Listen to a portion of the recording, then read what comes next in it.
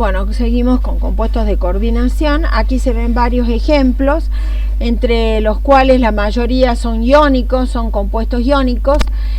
Hay uno solo que en este caso es un complejo neutro. Sirve cada ejemplo para mostrar el índice de coordinación. En este caso son tricoordinados, tetracoordinados, pentacoordinados, hexacoordinados, hepta y octa. Bueno, en el caso de cada número de coordinación se asocia con una geometría. Los dicoordinados son lineales, los tricoordinados pueden tener dos tipos dos o tres tipos de geometría. Puede ser dentro de las planas, puede haber dos de acuerdo al ángulo de enlace, y puede ser también de tipo piramidal. Los tetracoordinados depende del tipo de ligando. El tetraciano niquelato 2 es plano, es cuadrado, de geometría cuadrada, y el tetramin zinc es tetraédrico. El pentaciano niquelato, en este caso es una pirámide de base cuadrada, y el pentacarbonilo de hierro es una bipirámide de base triangular. Eso no es para que se lo aprendan de memoria, sino para que lo asocien. Y los hexacoordinados, que son los que nos van a interesar mucho a nosotros, estos hexacoordinados son octaédricos, o sea, los ligandos se van a ubicar alrededor del metal o del metal o ion metálico, ubicándose en los vértices de un octaedro regular. Y luego tenemos dos más con coordinaciones mayores. Acá, por ejemplo, están los ligandos iónicos y neutros que con sus nombres sistemáticos, de acuerdo a la nomenclatura de IUPAC. Todos estos, por ejemplo, son todos estos ligandos negativos. Al nombre se lo transforma con la terminación con la letra O. Entonces cianuro es ciano, fluoruro fluoro, cloruro cloro, bromuro bromo, yoduro yodo. Acá tenemos otra serie de ligandos negativos, por ejemplo. Los que más vamos a utilizar son estos, y después estos tres, que son el aquo, que es el agua, y el amino, que en general aparece con doble M, amino. El monóxido de carbono ya no se llama más así, sino carbonilo. El ion oxidrilo, ion hidroxo, ¿sí? Con la terminación O. Luego la etilendiamina, se las recuerdo porque es un ligando bidentado, que ocupa dos posiciones vecinas alrededor del átomo central, por lo tanto es un agente quelante y genera la formación de un quelato o anillo quelato. Luego el bisacetilacetonato, al igual que la etilendiamina, es bidentado, y la piridina es monodentada, pero estos tres conforman el grupo de los ligandos orgánicos. Acá se observa, por ejemplo, en el caso de sales complejas, o sea, sales que tengan cationes o aniones complejos, en este caso son cationes complejos. Fíjense que tienen un contraión, y acá yo planteé la disociación. En este caso me faltan los 3, el número 3 para indicar los 4 iones. Acá se disocian, me da 3 iones, y acá me disocia y me da 2 iones. Es como cualquier sal disociada, ¿no? Por ejemplo, cuando hacían la disociación de las sales nos quedaban disociaciones en aniones y cationes. Lo interesante de esto es que acá, bueno, que me falta el 3, a medida que voy pasando de un complejo a otro, lo que va ocurriendo es que va disminuyendo el número de iones. Y al último, un ejemplo de un complejo neutro. Estos iones, este número de iones tiene importancia porque cuando mayor es el número de iones, mayor es la conductividad. Entonces nosotros podemos medir la conductividad eléctrica con un conductímetro de soluciones de estos complejos, y poder asociar la conductividad con la forma del complejo, ¿no? Con la fórmula. Bien, acá está las reglas de nomenclatura. La fórmula del complejo ion complejo siempre se va a escribir el símbolo del átomo ion central, y luego se escriben los ligandos, comenzando por los neutros si los hubiera. A veces tiene solo ligandos negativos, pero si tiene neutros, bueno, se comienza escribiendo por ellos. Y luego los negativos. Entonces la parte compleja debe estar encerrada en corchete. El corchete encierra la esfera de coordinación, el ion metálico con los ligandos a su alrededor. El nombre del complejo se escribe sin separar las palabras que lo conforman. Fíjese, cloruro de hexamin cobalto, todo junto. Acá está el hexamin con doble M. Se debe indicar el número de ligandos, el número, aquí falta una S, utilizando los prefijos numerales, mono, di, tri, tetra, hexa, penta, bis y tris para ligandos poliatómicos más complejos, como la etilendiamina, como el sulfato. Estos prefijos no inciden para establecer el orden alfabético al nombrar el complejo. O sea, por más que tenga bis etilendiamina, a mí me interesa la E de etilendiamina. O sea, no inciden en el orden alfabético. Los ligandos se nombran con sus nombres sistemáticos, de acuerdo a como vimos acá. Solo si el complejo tiene carga negativa, un ion complejo negativo, el nombre del complejo finaliza con ato. Ejemplo, en este caso tenemos hexafluorocobaltato 3. Al final del nombre se debe considerar el número de oxidación del ion metálico expresado en números romanos. Fíjense que puede ser que tenga número de 0. Por ejemplo, el caso de el pentacarbonilo hierro, acá el número de oxidación del hierro es 0. Entonces puede haber esos casos. El nombre siempre comienza nombrando los ligandos, primera parte del nombre. Los ligandos se nombran en orden a su naturaleza. Si son todos negativos o neutros, se aplica el orden alfabético. Bien, se aplica el orden alfabético. Aquí, por ejemplo, decimos diacuo, acá son los dos, son ligandos neutros. Aplicando el orden alfabético, decimos diacuo, bis, etilendiamin, diamino, níquel 2. Níquel 2. Bueno, cuando el complejo tiene más de un tipo de ligando, el orden en que se nombran los ligandos es el siguiente. En primer término los neutros, luego los negativos y finalmente, si los hubiera, los positivos. En este caso es ion pentamin cloro cobalto 3. Esta nueva nomenclatura es bastante reciente, son las últimas modificaciones de la IUPAC, ¿no? La nomenclatura vieja tendía a invertir el orden de la nomenclatura, pero en este caso siempre, acuérdense, van a ser primero los neutros y luego los negativos cuando tengo ligandos de diferente característica, de diferente naturaleza. Si el complejo forma una sal, se nombra como si fuera una sal binaria, donde el nombre del anión o el catión se construye de tal modo, tal como se indicó antes. Acá, por ejemplo, cloruro de hexamin cobalto 3. Si el contraión es un ion hidrógeno positivo protón, al nombre se le antepone la palabra ácido. Aquí está. Tetraclorocobaltato, porque es negativo el ion complejo, ácido tetraclorocobáltico, ¿ves? El complejo solo se llama hexaclorocobaltato 2. Conformando el ácido, como el contraión es un protón, entonces se hace ácido tetraclorocobáltico. Bueno, acá hay dos ejemplos cómo se calcula la carga de los complejos iónicos, teniendo en cuenta que el número de la carga va a ser la sumatoria, la suma algebraica, el número de oxidación del metal más la carga del ligando iónico, ¿sí? Acá, por ejemplo, el cloruro, el anión cloruro, que como ligando se llama cloro, tiene carga negativa y son 2. El cromo tiene más 3, el agua no tiene carga, es ligando neutro, y la sumatoria da más 1. Bueno, acá esta diapositiva creo que ya la mostré, pero bueno, sirve para indicar que el ligando siempre le aporta el par y por eso la flecha va dirigida al metal, el ligando como base de Lewis y el metal como ácido de Lewis. Acá tenemos ejemplos de complejos ligandos polidentados, los quelatos, los ligandos quelatos.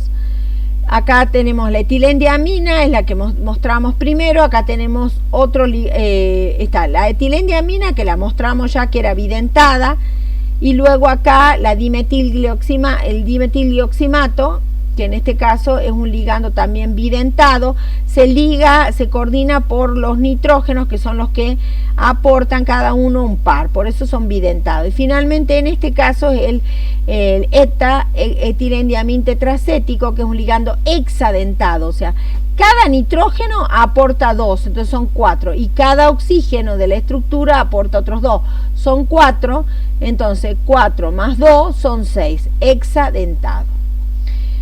El quelato creo que ya lo habíamos indicado, bueno, el etilendiamina forma justamente, como es bidentado, que es un agente quelante, un complejo que se llama quelato, y acá se forma, lo llama el anillo quelato. Bien, acá hay geometrías de algunos complejos.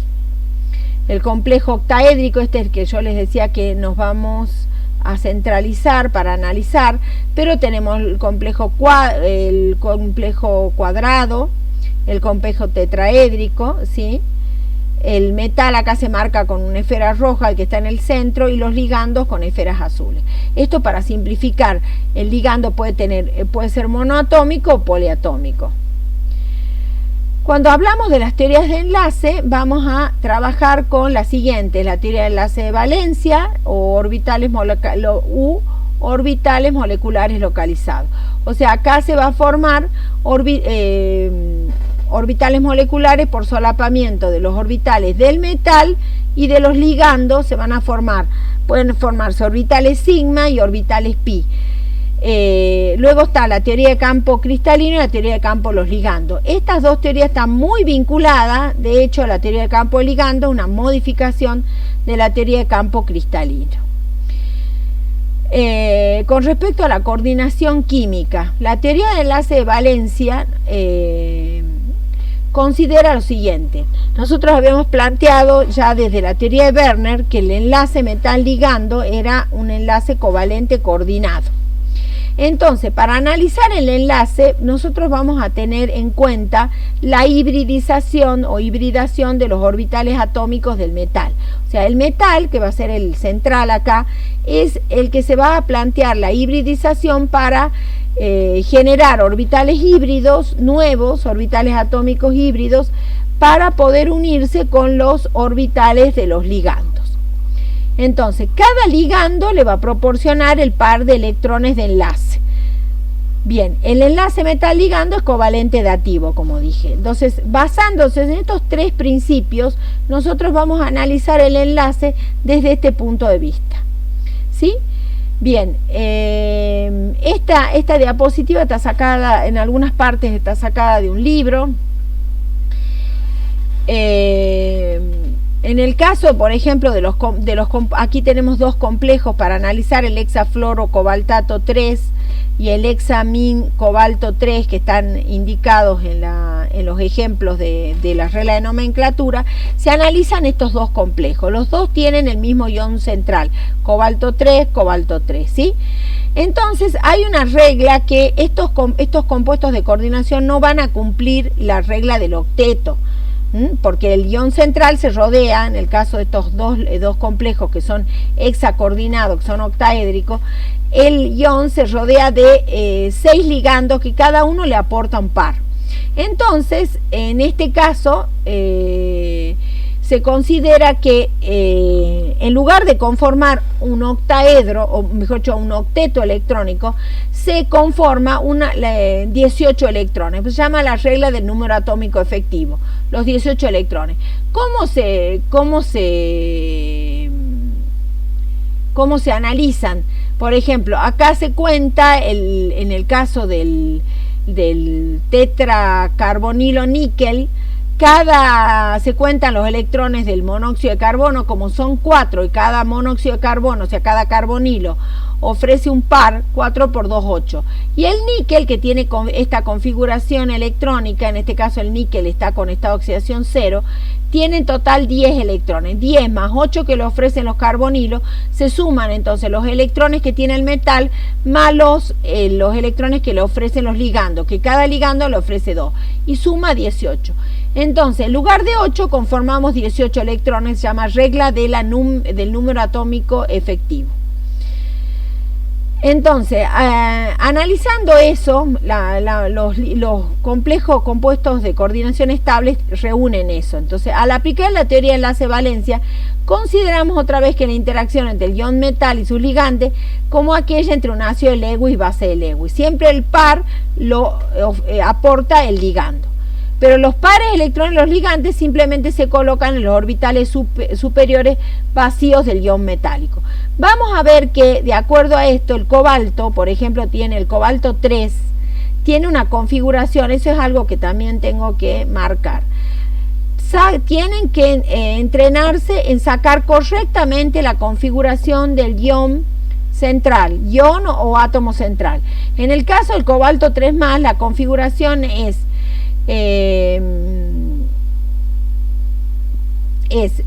argón, corazón de argón, 4s0, porque perdió los electrones del subnivel S, por eso es ion cobalto 3+, y perdió un electrón del subnivel D. Entonces le queda 3d6. Entonces nos queda, miren ustedes, nos va a quedar 6 electrones en el subnivel D, y nos queda el subnivel S vacío y el subnivel P vacío. Subnivel S más subnivel P son 4, ¿sí? Y en este caso lo que se hace es los 6 electrones subnivel D se reordenan, y entonces nos quedan 3 orbitales vacíos, ¿sí? Esto lo vamos a revisar con otros ejemplos, así que esta es una primera introducción al tema. Entonces nos va a quedar el S vacío, el P, los 3P vacíos y 3D vacíos. Entonces ahí se van a ir ubicando los electrones, los pares electrónicos que tiene que aporta el ligando, que en este caso es, para este complejo, es el ligando, el anión fluoruro, que como ligando se dice fluoro, ¿sí? Y de esa manera entonces se va conformando, se va analizando el enlace metal-ligando desde el punto de vista de la teoría de enlace-valencia. O sea, la teoría de enlace-valencia lo que plantea es que el ion central se hibridiza para ofrecer orbitales donde colocar esos pares electrónicos de los ligandos. Entonces, como cada ligando aporta un par, es necesario que el ion central ofrezca orbitales vacíos. Necesita 6, porque son 6 los ligandos, ¿sí? Entonces, de acuerdo a eso, se va realizando la hibridización. Esta teoría lo único que explica es la geometría. No explica ni el paramagnetismo de algunos complejos, ni el color, ¿sí? Acá tenemos otro ejemplo que tal vez sea un poco más claro que el anterior. En este caso tenemos el hexafluoroferrato 3, el ion hexafluoroferrato 3 y el ion hexacianoferrato 3. En los dos casos yo saco la configuración del ion, la configuración del ion hierro 3+, y me queda D5. Eso verifíquenlo, ¿sí? Ya vamos a hacer algunos ejemplos con esos casos. Entonces me quedan 5 electrones no apareados en el orbital D, ¿sí? Para poder ubicar los pares electrónicos de cada uno de estos ligandos fluoro, yo necesito orbitales vacíos. ¿Qué orbitales vacíos puede ofrecerme el hierro? El S está vacío porque si perdió 3 electrones, 2 corresponden al S y 1 va a corresponder al D. Por eso es que aquí me queda una configuración de D5. Entonces me queda el orbital S, el orbital P vacío, y acá lo que hago yo es utilizar orbitales 4D, porque como estamos en el cuarto período, en el caso del hierro, tenemos orbitales 4D energéticamente disponibles, ahí podemos ubicar los electrones. De esa manera es que formamos orbitales híbridos, mezclando un S, los 3P y 2D. Entonces se llama sp3d2. ¿Por qué coloco el d2 al final? Porque utilizo orbitales d externos, orbitales d los que están energéticamente, están más arriba, digamos, tienen mayor contenido energético, solamente que están disponibles. Entonces utilizo en este caso orbital d externo. Eso puedo hacer, o si no, lo que puedo utilizar es reordenar los electrones D, los 5 electrones D, que por la regla de se ocupan cada uno un orbital, puedo reordenarlo de tal manera que me dejen dos orbitales D del subnivel 3D vacío. Entonces ahí voy ubicando los pares electrónicos de los ligandos. En este caso, nuevamente, mezclo, logro una hibridización, en este caso de 2sp3, ¿por qué? Porque mezclo un S con 3p y dos orbitales D, que en este caso son internos, corresponden al subnivel 3D. Y entonces el complejo se llama orbital D interno y con reordenamiento electrónico. Esta teoría, como yo les decía, esta teoría no me va a explicar, esta teoría no me explica ni el paramagnetismo de los compuestos de coordinación o los complejos, ni el color, ¿sí? Esa sería hasta ahí la teoría de enlace de valencia. Vamos a encontrar algunos ejemplos más para ir ampliando esta parte.